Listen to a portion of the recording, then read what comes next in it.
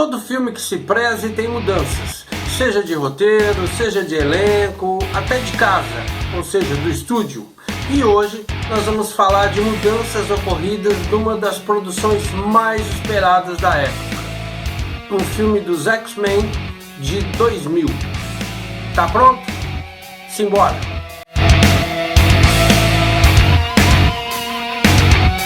Esses tempos eu vi um comentário numa rede social sobre adaptações de filmes de super-heróis que abriram caminho e deram um novo significado ao mercado.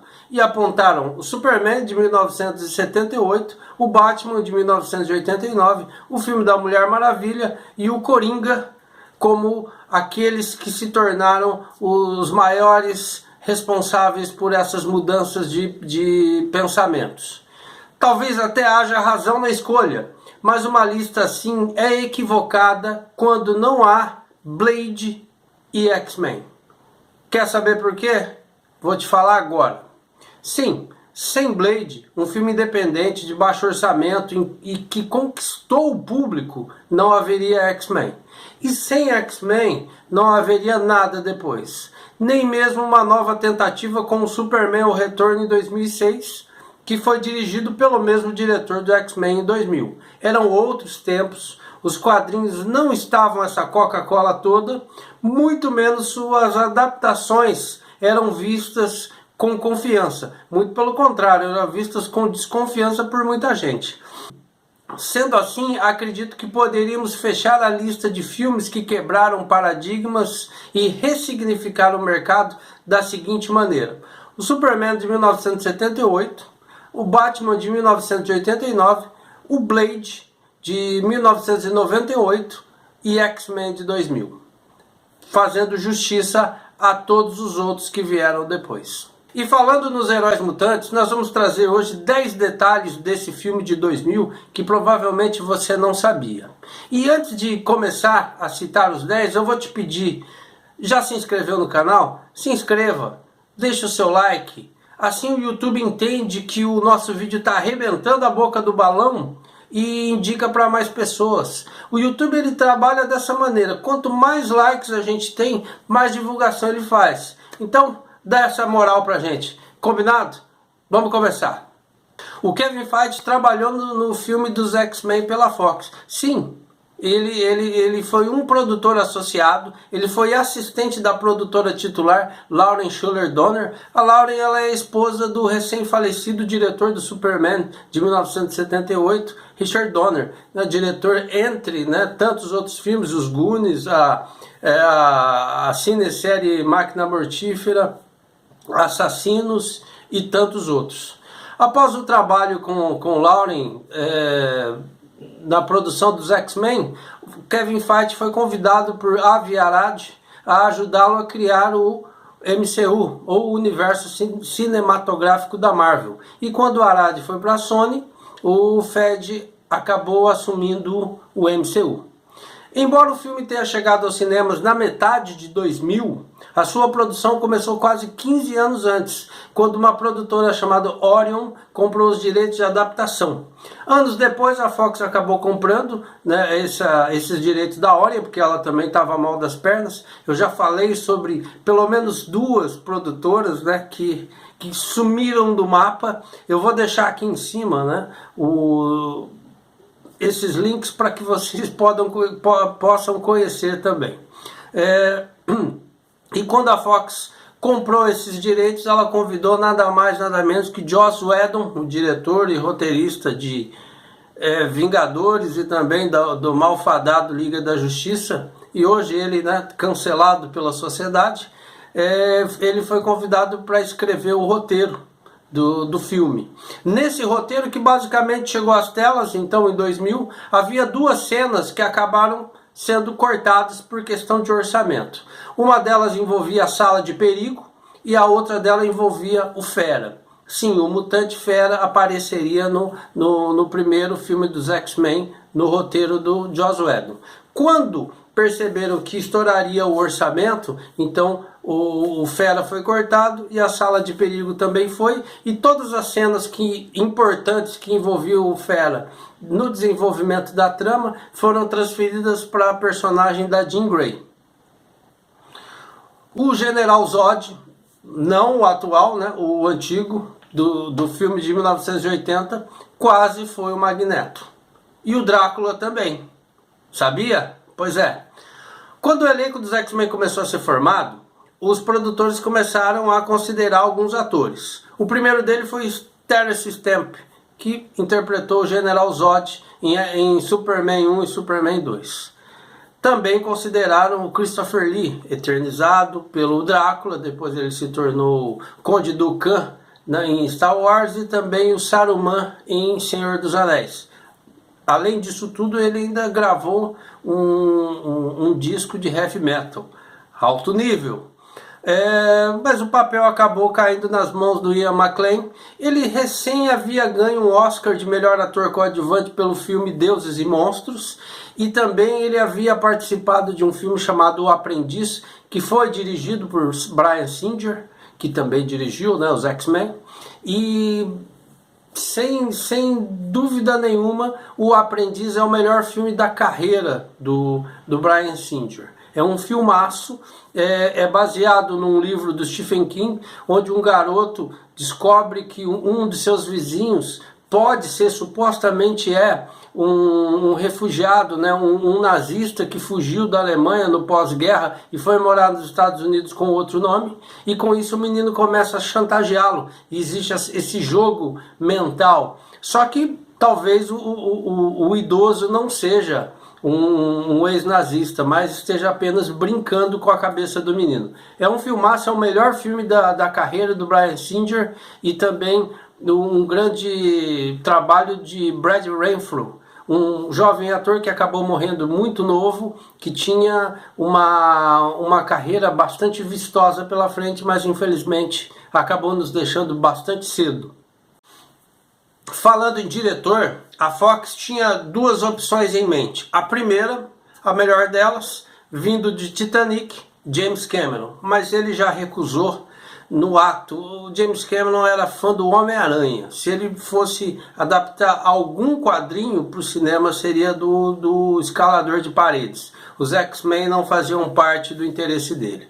Então a Fox correu atrás de outro diretor que entendia bastante de efeitos especiais, que era o Robert Rodrigues, que também recusou. A produção acabou caindo nas mãos do Bryan Singer, porque ele vinha de alguns sucessos como O Aprendiz e Os Suspeitos, e o Stan Lee também era muito fã dele, justamente por esse filme Os Suspeitos. Você sabia que o Michael Jackson quase participou dos X-Men? E a irmã dele também? Pois é, o Michael Jackson ele sempre foi fã de quadrinhos. Numa época lá da Canon Filmes, lá atrás, ele tentou interpretar o Homem-Aranha, por incrível que pareça. Não conseguiu, claro. E nos anos 90, a Marvel começou a ficar meio que mal das pernas. Tava bem difícil, ela tentou algumas saídas, assim, digamos, não tão popularescas. Ela tentou investir mais no desenhista do que no roteirista. As histórias começaram a ir para o buraco, e quando ela percebeu, as vendas também já estavam cada vez piores. Outras editoras menores surgiram nesse meio tempo e começaram a conquistar um certo espaço, como a Dark Horse, a Image, a Valiant, e a Marvel estava vendo as coisas começarem a ficar bastante difíceis. Então o Michael Jackson decidiu comprar a Marvel. Claro, ele não conseguiu, mas ele teve esse interesse. Ele inclusive procurou o Stan Lee, porque a ideia dele era que ele comprasse a Marvel e deixasse o Stan Lee como CEO. Mas o Stan Lee também estava até aqui de problemas com a Marvel, ele supostamente não quis, os empresários dele também supostamente não aceitaram, e a Marvel acabou sendo vendida para uma empresa de brinquedos chamada Toy Biz. Tá, mas o que o Michael Jackson tem a ver com os X-Men? Não satisfeito e não conseguir interpretar o Homem-Aranha na Canon Filmes, não satisfeito em não comprar a Marvel, Então, quando ele soube que havia ali uma abertura de vaga para o filme dos X-Men, ele correu para deixar seu nome como candidato ao cargo de Professor X. Sim, ele queria interpretar ninguém menos do que o Charles Xavier. Mas eu acredito que a Fox deve ter recebido isso como uma piada e acabou jogando o currículo dele no lixo e terminou por aí. Tá, com o Michael Jackson. Só que a Janet Jackson foi junto e ela queria interpretar a Tempestade. A Janet Jackson até na época daria certo. Ela foi atriz em alguns filmes, interpretou até o interesse amoroso do Ed Murphy em O Professor Aloprado 2, poderia dar certo. Mas ela tinha como concorrente a Halle Berry, que já era uma grande atriz, que só não era reconhecida, ela só ainda não tinha o reconhecimento que lhe era devido, que acabou acontecendo com os X-Men, e depois veio A Última Ceia, que deu a ela o Oscar, e tudo mudou. Então era bastante difícil que a Janet Jackson conseguisse o papel, embora era muito mais fácil para ela do que para o irmão querendo ser, né, o rei da cocada preta ali dos mutantes. Antes da Anna Paquin se tornar a vampira, também haviam outras pessoas que poderiam ter feito esse papel. A primeira delas é a Natalie Portman. Mas a cada 10 filmes que surgiram naquele ano, 11 foram oferecidos, né? O papel feminino foi oferecido a Natalie Portman. Ela vinha só do Star Wars, né? A Ameaça Fantasma, ela estava em grande evidência no momento, então não tinha jeito. Ela recusou e foi oferecido também para uma outra moça chamada Rachel Leigh Cook. Talvez o nome para você não faça o menor sentido, mas na época, ali no final dos anos 90, ela fez algumas comédias românticas adolescentes que fizeram o nome dela crescer. O mais famoso deles é Ela é Demais, e inclusive ganhou até uma sátira chamada Não é Mais um Besterol Americano, que o Chris Evans participa dessa sátira, que na minha opinião foi o melhor papel da carreira dele. Então nessa época, como ela estava com esse hype lá em cima, os produtores da Fox correram atrás dela, quiseram contratá-la, mas os próprios empresários dela convenceram de que não era o melhor caminho. Para você ter uma ideia de como o filme de super-herói na época não era visto com confiança. Eles achavam que se ela participasse do filme dos X-Men, a carreira dela estaria acabada. Ela se deu conta do erro que ela cometeu quando entrou nos cinemas e viu, né, cartazes do filme dos X-Men, e aí ela percebeu que deixou de participar de uma grande franquia. Isso que essas informações ela deu até recentemente, falando do arrependimento que ela teve por não participar dos X-Men ali naquele momento. A Anna Paquin acabou ficando com o papel e se tornou aí a vampira que todo mundo conhece. Hoje talvez seja uma incoerência você assistir um filme dos X-Men lá, o primeiro, e perceber que todos os personagens, principalmente da equipe dos mutantes, em uniformes negros e feitos de couro. Sim, os X-Men surgiram de uma escola e eles usavam uniformes, então isso fica até coerente. Mas eles usavam aquele uniforme negro e de couro porque eles tinham como referência nenhum filme além de Matrix. Matrix foi utilizada como referência de A a Z nesse filme. Então eles resolveram botar ali roupas de couro e pretas para entrar nesse clima e tentar fugir um pouco do clima colorido de um Deadpool da vida, por exemplo, ou do Homem de Ferro, vermelho e dourado. Para você ter uma ideia da mudança de pensamento nesses últimos 20 anos. Sobre o Gambit, eu já falei sobre ele, eu vou deixar aqui também, eu fiz um vídeo só falando sobre o filme dele, do Mutante de Louisiana. Ele quase apareceu em vários filmes. O primeiro dele foi X-Men, ele quase participou. Depois ele quase entrou no X-Men 2. O X-Men 2 ele foi cortado porque já tinha um outro mutante que os produtores entenderam que tinham as mesmas características, que era o Noturno. X-Men, o confronto final, ele cortou ali quase já começando as filmagens, mas o Gambit esteve em todo momento ali nos roteiros. Primeiro seria Josh Holloway de Lost. Josh Holloway seria o Gambit, depois ele desistiu do papel e seria o Channing Tatum, que continuou ligado ao personagem até a Fox ser vendida para Disney. E no primeiro X-Men? Primeiro X-Men eles pensavam em ter ninguém menos que Jean-Claude Van Damme como o Gambit no filme. Só que provavelmente por questões de orçamento também foi cortado. Então o Gambit não teve sorte nos filmes dos X-Men pela Fox. Vamos ver pela Disney. Jim Caviezel foi convidado a interpretar o Ciclope, mas ele optou por outro filme chamado Alta Frequência. É um filme bastante legal, em que um filho consegue conversar com seu pai, que havia morrido há bastante tempo, através de um lapso do tempo, por um rádio amador. 4 anos depois, o Jim Caviezel acabou encarnando Jesus Cristo em A Paixão de Cristo, aquele filme do Mel Gibson. 2 anos depois, curiosamente, foi sugerido a ele que ele foi convidado, na verdade, a interpretar o Super-Homem em Superman: O Retorno. Mas ele acabou recusando porque ele entendeu que os fãs acabariam confundindo a imagem que ele criou como Cristo e depois, no Superman, achariam que seria algo muito parecido. Então, em receio a isso, ele optou por não participar e acabou caindo o papel nas mãos do Brandon Routh. Eu gosto do Jim Caviezel como ator, acho ele muito mais ator do que o James Marsden, que acabou sendo o Ciclope no filme. E o melhor filme da carreira do Jim Caviezel é o Conde de Monte Cristo. Se você não assistiu, procura, é um filmaço. E deixamos por último, então, a escalação do Wolverine, que ele era a maior estrela da Marvel na época, então por isso ele era a maior preocupação da Fox, quem poderia encarná-lo. E aí apareceram diversos atores.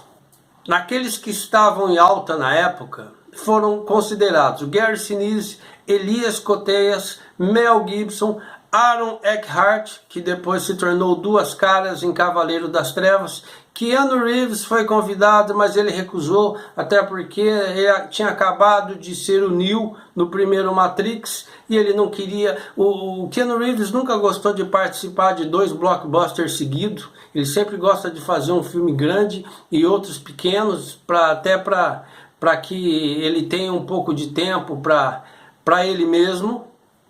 E depois que o Keanu Reeves recusou, eles foram atrás do Russell Crowe. O Russell Crowe também vinha numa alta, só que ele acabou fazendo o Gladiador na mesma época, e ele não quis participar, então ele indicou o compatriota dele, o até então desconhecido Hugh Jackman. Os produtores então foram procurar outras pessoas. Sim, o Hugh Jackman fez o teste dele e tudo mais, e os produtores acabaram chegando em Douglas Scott. O Douglas Scott também vinha numa alta, ele não era tão famoso, ele era até meio desconhecido, mas ele vinha com participações em filmes importantes, e os produtores viam que ele seria a pessoa certa, até porque naquele verão também sairia um outro filme que ele estrelaria, que era Missão Impossível 2, simplesmente o melhor filme da cinesérie Missão Impossível de todos os tempos. E o Douglas Scott era o vilão. Só que ele acabou se machucando nas filmagens e teve que se afastar, teve que se recuperar. E o cronograma dos X-Men era muito curto, não daria para esperar. Por causa disso, eles começaram a rever alguns testes e chegaram no Hugh Jackman. Com isso, pediram para o Hugh Jackman fazer novamente o seu teste e eles adoraram. A partir daí ele se tornou então o verdadeiro Wolverine e foi assim até o fim. E até hoje se fala nisso, dele voltar como Wolverine agora pela Disney. Com um orçamento de 75 milhões, o filme arrecadou quase 300 milhões, o que abriu caminho para diversas sequências além de spin-offs como Wolverine e seus filmes, Deadpool, Novos Mutantes e uma série chamada Gifted. Eu acho que ninguém assistiu também. Haveriam outros spin-offs caso a Fox não tivesse sido vendida, mas agora é tudo história. Provavelmente a Marvel vai começar do zero, mas fica aí o registro, um marco do cinema. Ninguém acreditaria que as coisas seriam da forma que ela é hoje, que basta você balançar uma árvore que cai um super-herói colorido vindo de algum filme, né? São coisas que só a história pode nos mostrar. E aí, o que você achou? Você sabia disso tudo? Não conhecia nada? Deixa aqui seus comentários, diga o que você achou. O que você achou do primeiro filme dos X-Men? Qual que é o melhor filme em toda a série? Que é um monte, eu até me perdi já, tem alguns que eu acabei nem vendo e tudo mais. Deixa aqui nos comentários. E se você gostou, por favor, se inscreva no canal, deixa o seu like. Você sabe, tem que fazer 4 coisas. Se inscrever no canal, ativar as notificações, que é o sininho, dar um like, deixar seus comentários e pedir a Deus para o nosso vídeo cada vez mais bombar, a gente fazer mais sucesso ainda. Combinado? Muito obrigado, até a próxima. Tchau!